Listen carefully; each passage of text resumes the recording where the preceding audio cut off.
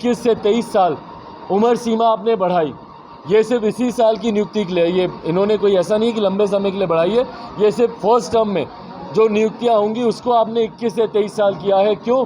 क्योंकि पिछले 2 साल से भर्तियां नहीं हो रही थी। सांसद चिराग पासवान ने बयान देते हुए कहा कि पार्टी अग्निपथ योजना का विरोध करती है। छात्रों का प्रदर्शन ये दर्शाता है कि छात्र नए नियमों से खुश नहीं हैं। 4 साल के नौकरी के बाद आखिर युवा कहां जाएंगे? युवाओं के भविष्य की चिंता सरकार को नहीं है। योजना लाने से पहले राय मशवरा नहीं किया गया। सभी दलों से राय मशवरा करना चाहिए। वहीं इससे पहले किसान बिल में भी यही हुआ था, उसे सरकार को वापस लेना पड़ा था। सेना बहाली में युवाओं को भरोसे में लेना चाहिए था, उनसे बात करनी चाहिए थी। सरकार को तत्काल इसे रद्द करना चाहिए। नेताओं को तो पेंशन मिल रही है, लेकिन इनके पेंशन को बंद करने की बात हो रही है। 21 से 23 साल उम्र सीमा आपने बढ़ाई, ये सिर्फ इसी साल की नियुक्ति के लिए, ये इन्होंने कोई ऐसा नहीं कि लंबे समय के लिए बढ़ाई है, ये सिर्फ फर्स्ट टर्म में जो नियुक्तियां होंगी उसको आपने 21 से 23 साल किया है। क्यों? क्योंकि पिछले 2 साल से भर्तियां नहीं हो रही थी। भाई ये तो सबको पता है कि कोरोना की वजह से भर्तियां बंद है। विडंबना हमारे देश की ये ज़रूर है कि इसी कोरोना काल में अनेकों राज्यों में चुनाव हो जाते हैं, पर युवाओं से जुड़ी हुई भर्तियों पर रोक लग जाती है। ये अजीब विडंबना है हमारे प्रदेश की, हमारे देश की। चुनाव में कहीं रोक नहीं लगी, बड़े से बड़े, छोटे से छोटे राज्यों में। और अगर मेरी जानकारी सही है तो मुझे लगता है 8-10 राज्यों में इन 2 सालों में कोरोना काल के दौरान चुनाव कराए गए। पर इसी कोरोना महामारी का हवाला देकर आपने भर्तियों को रोकने का आपने काम किया। 2019 से लेकर अभी तक कोई भर्ती नहीं हुई। जिस बच्चे ने 2 साल पहले ही मेडिकल, फिजिकल सब अपना क्लियर करवा के बैठे, आज यकायक कल परसों जो आपने घोषणा की उसके भविष्य को आपने अधर में लटका दिया। संभवतः कुछ जगह से जानकारी ऐसी आ रही है कि 1-2 युवाओं ने इस घोषणा से निराश होकर उन्होंने आत्मदाह तक कर लिया। हरियाणा से ऐसी खबर आ रही है, राजस्थान से ऐसी खबर आ रही है।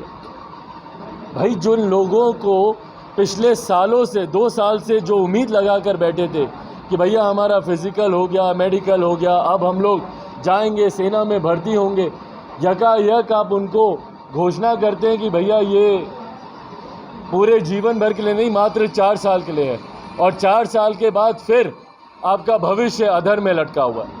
तो इसीलिए जब सरकारें ये योजना बनाती हैं, मैं पुनः आग्रह करूंगा केंद्र सरकार से कि जब आप इन योजनाओं का निर्माण करते हैं, सर्वदलीय बैठक का आयोजन होना बहुत ज़रूरी है। इन बैठकों के माध्यम से सबकी राय लें, तमाम स्टेक होल्डर्स को आप इसमें आमंत्रित करें, उनसे आप पूछें कि भैया आपके क्या सुझाव हैं। युवाओं से जानकारी लें, ऐसे युवा जो कि 2-2 साल से परीक्षा का इंतज़ार कर रहे हैं और यकायक आप उनको बोलते हैं कि भैया अब जो आपकी नियुक्ति होगी वो मात्र 4 साल के लिए होगी।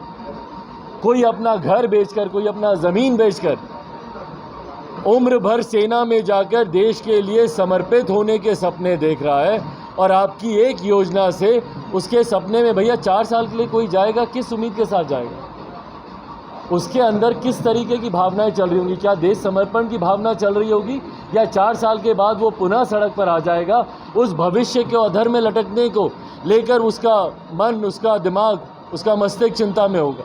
अगर आपने अभी तक हमारे चैनल को सब्सक्राइब नहीं किया है तो हमारे चैनल को जल्द से जल्द सब्सक्राइब करें, लाइक करें, शेयर करें और कमेंट करें। क्या आप पत्रकारिता के क्षेत्र में अपना कैरियर बनाना चाहते हैं? तो आज ही royal Ashoka institute of mass communication and journalism में अपनी जगह सुनिश्चित करें। आर्यभट्ट ज्ञान विश्वविद्यालय पटना से मान्यता प्राप्त 100% प्लेसमेंट के साथ royal Ashoka institute of mass communication and journalism नामांकन जारी है। हमारा पता है DS/16 गायत्री मंदिर के समीप, कंकड़ बाग, पटना 8,20,000। आप हमें संपर्क भी कर सकते हैं। हमारा मोबाइल नंबर है 9955456126।